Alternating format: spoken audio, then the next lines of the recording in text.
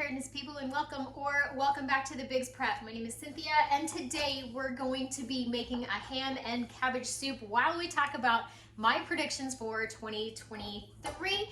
I am so excited for it to be a new year. So you know me, I like to take the good with the bad, and so this year I made 5 predictions that were kind of not so great, maybe toward the bad side, and then I did 5 predictions that I thought were good predictions for 2023. So if you're ready, press the like button and let's get right into it. My number 1 prediction is that food prices will continue to increase in 2023. We've been hearing, there's fertilizer increase, there's prices to shortages, bird flu. I know since the holidays have been over, prices have just skyrocketed in my area. I don't know about yours, but I read some interesting statistics. The USDA actually said, I have notes, the USDA says that there'll be a 3.5 to 4.5% increase, and I definitely say that's going to be more. What do you say? I have these 3 massive carrots, but I think 2's going to do it, so I'm not going to peel this one yet. Actually, 24.9% of Americans are already worried about paying for food, and that's without any increase in prices. That's just now, that's just today. So I wonder how high that statistic will be when we get to the end of 2023. The other thing that I found interesting was 33.8% of people cannot afford their brand, whatever brand that is, of whatever food they like. So say like Del Monte pineapple, or green giant green beans or whatever. They're actually opting for the cheaper brands already, and that's that's something that we're definitely doing here at the Biggs household. Then there's the fact that food shortages more than likely are going to increase or even intensify as we go through to 2023 and 2024 because of diesel and gas shortages and fertilizer shortages and bird flu, and there's so many things that are going on right now that are affecting the prices of food and the availability of food at the grocery store. There have been so many weather events and things like that that have happened that, it's just really honestly kind of crazy to think about more shortages, but I think that's what we're headed for in 2023. So I think we can expect shortages on items like tomatoes, butter, cooking oil. What about meat, wheat, eggs? Oh, that Mr. B. I've got this little piece of zucchini. I'm gonna shred this up and put it in a soup. Why not? The other thing I think we can expect is a recession or a depression and continued job losses. Now, Fox Business says that the big players are all warning about recession. The Washington Post says that there's a 35% chance of a recession, and Money.com says that there's a 70% chance of a recession. On 12/23, the White House issued a statement saying that they saw a 0% chance of a recession, and there's absolutely no sign that job growth will slow or unemployment will spike. So I guess we're good. If the White House says we're good, we are good. Am I right? My next prediction is that diesel and gas shortages will continue. I know that we haven't technically had a shortage on gasoline quite yet, but if you've been listening to Steve over at Popular Preparedness, I definitely think that he is spot on with his predictions, and I agree. I do agree that gas and diesel shortages, heating fuel shortages, all kinds of fuel, electricity shortages, all of those things will intensify in 2023. Number 5, more AI. I talked about this during the live stream, and there were actually some really great comments from people about AI. I have a feeling that more of those like personless McDonald's restaurants that popped up in Houston recently.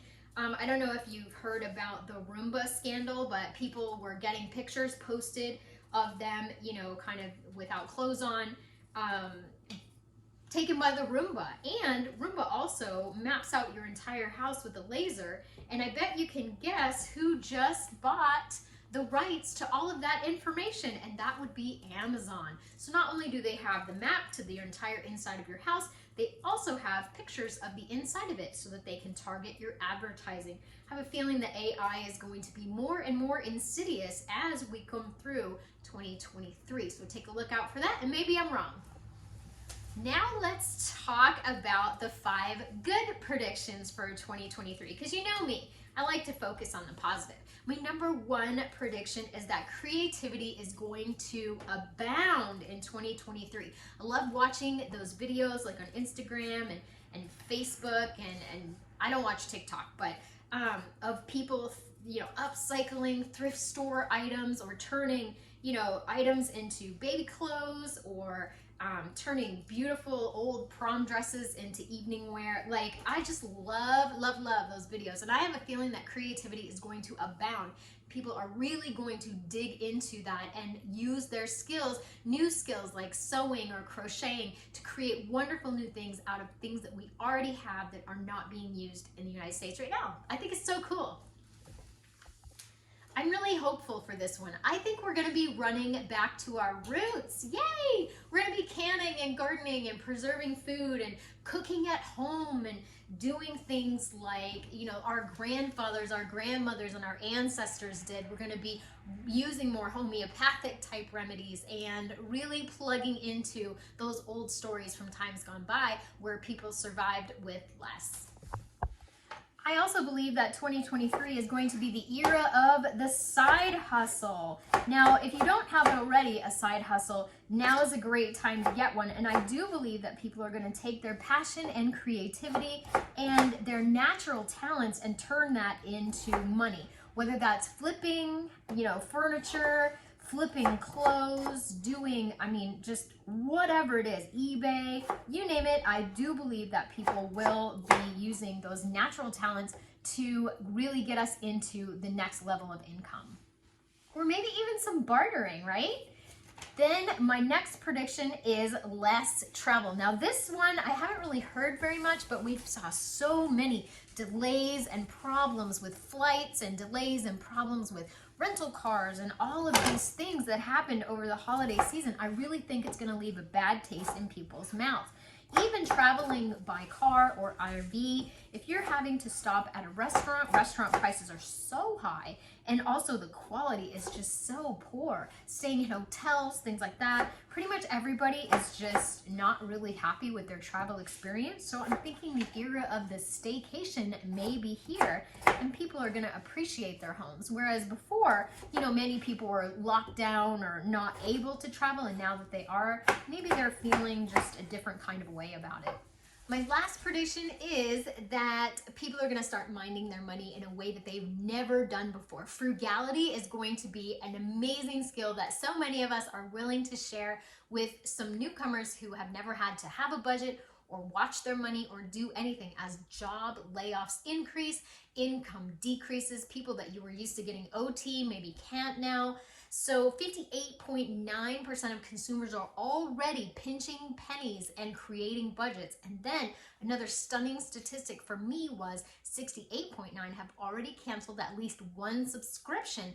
That is going to be an amazing trend for a lot of people, where they step into a new thrifty lifestyle that maybe they hadn't before. I think the secondhand market is just going to bump up amazingly. People will be frequenting estate sales, yard sales, and that's another way, because they kind of got rid of that $600 thing, so I heard, of side income. And so I think people are going to really start flying under the radar as far as taxes and trying to make a little money on the side.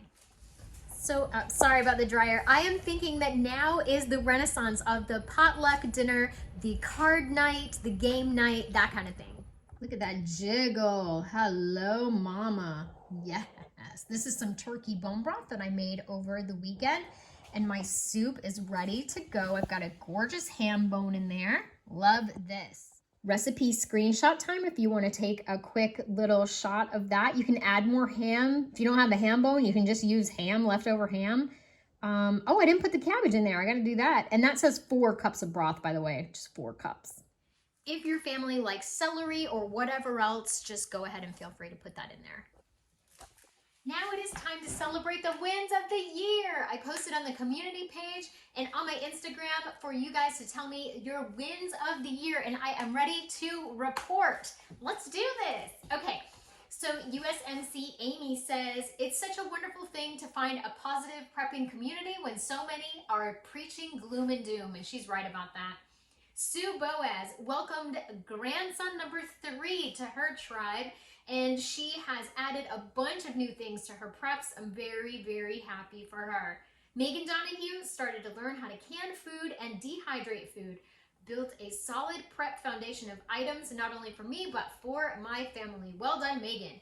MK Crafts bought a dehydrator and is putting it to good use. And that's the best part about the prepping community, is not only do you get cool things, but you get to learn cool new stuff too, and you get to eat. Bought a water bath camera for the first time in November and made plum jam. USMC again says the financial prep of the year was paying off their mortgage. Well done. Rita Hunter, win of the year just to survive. She's been able to survive and manage to help some other people along the way, and you know what? That's good enough. Double D Homestead started my goat herd. Her mama goat had a little buck, and that's amazing. Just in case, huge win. So scored a 500-watt generator for $200. Wow, that's a great price. E Boo Boo had always been afraid of making bread, and she took a class to learn how, and now she's making all kinds of different breads, and that's amazing. KB got a gas generator, a battery backup, learned how to bake bread, make butter and jam, learned how to water bath can, learned how to make my own coffee syrup so that she won't have to go to the coffee shop anymore, which is great. Azure Morgana got a second fermenting jar. Mary Price, mind at rest, and she just wants to be happy with what she has. And you know what? I think that's fantastic. Tammy Hughes got Jif peanut butter for $1.99 each and got a whole case. Holly had some ups and downs. She spent parts of 2020 in a big city hospital. She had some wins and she had some fails, but learning along the way was the main point of her comment, and I am so in love with that. She made a great comment, so if you haven't seen it yet, go over to the community post. And Ginger McLean followed a Facebook site with members from all over the country. And a nice person near her had a cheese press and she got it for $0. I think that's fantastic. And now she had cheese making on her list of skills she wanted to learn, and she is learning. Mountain Homestead added pigs and turkeys to the meat production. She planted more fruit trees and stocked over a year of food and medication and toiletries. Carol, her win was she started to prep in February of 2022. She watched a ton of videos and joined some Facebook groups and got with those like-minded people, and I am so proud of her because wow, what a thing to do to start in 2022 preparing. Who's Your Prepping Nurse? Win of the year was not getting sidetracked in prepping.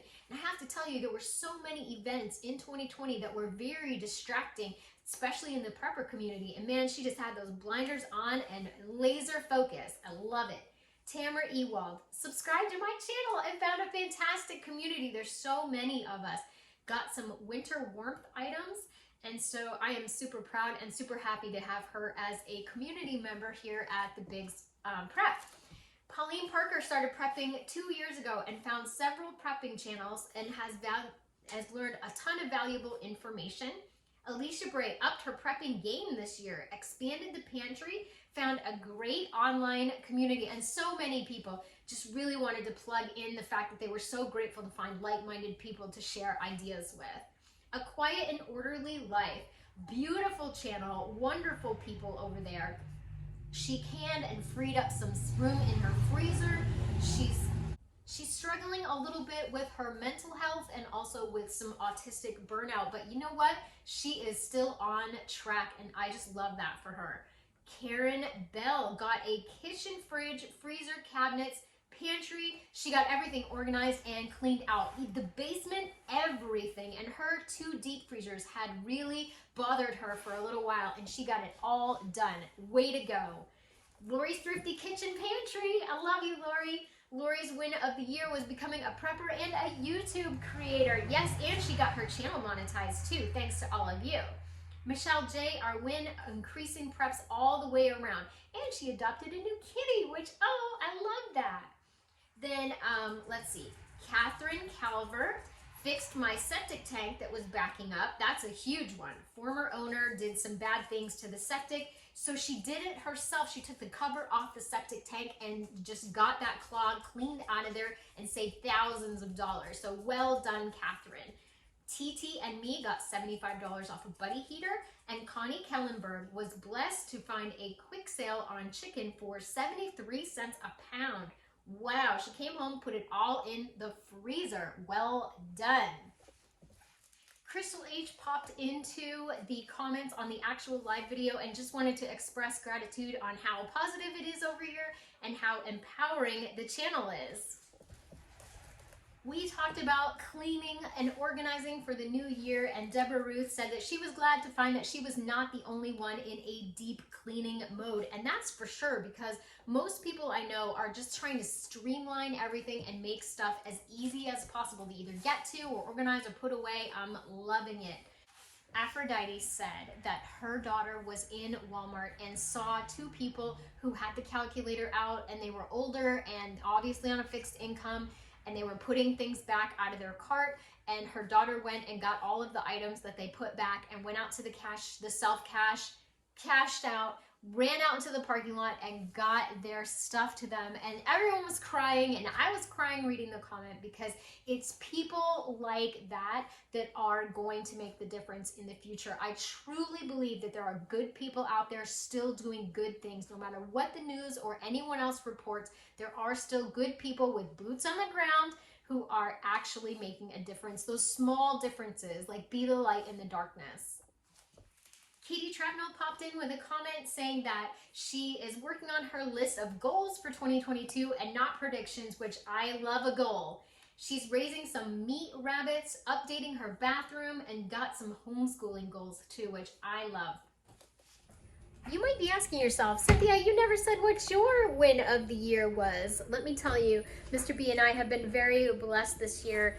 When they did my surgery, they cut through my right hip flexor, and I have been able to work on getting that back to working order, which is wonderful. That's a huge muscle, and it was really like not a great thing. We paid off a lot of our medical debt from both of our surgeries in 2021, and just basically held on for dear life to each other, and we're still married, we still are in love, which is wonderful, and we finished the year on a great note.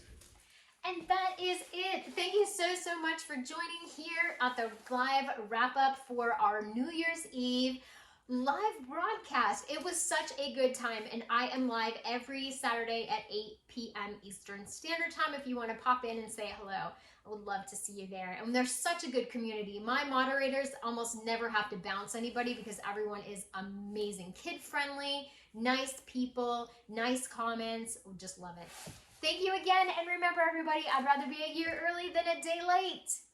Bye. Happy New Year.